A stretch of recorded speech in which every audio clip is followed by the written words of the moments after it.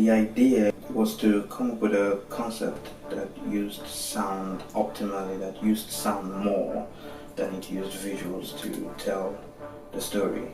So our approach to this perspective was to record the sounds from the particular positions where they will be perceived. For instance, the shot where the lady was in the room and she could hear noises from the main door.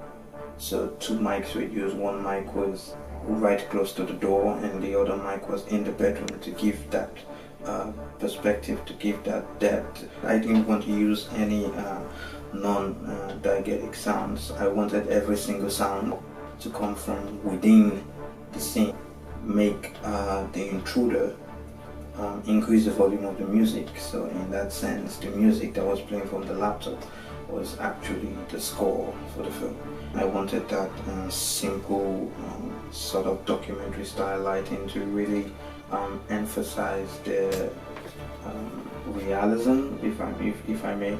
Also, in terms of cinematography, one idea that I really wanted to play with was her imagination. When I was writing the script, I really didn't know how I was going to show this, but towards the actual production date, I decided that her imaginations, that at least most of her imaginations would be captured with a handheld. To do two things actually. One was to separate what was happening and what was happening in her imaginations, and another was to depict her line of thoughts. We had exactly 24 shots for a 2-page script. I could only get one actress, so I threw in the rest of my crew to fill in the rest of the cast. All the equipment were borrowed from my university, except for the NTG3 and NTG4, which I borrowed from a friend of mine.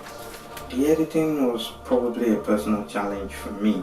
I had no idea how this was going to turn out. I had no idea if the audience would be able to tell the difference, if they would be able to understand the story. Fingers crossed, the audience would be able to get something out of whatever has been done to the story.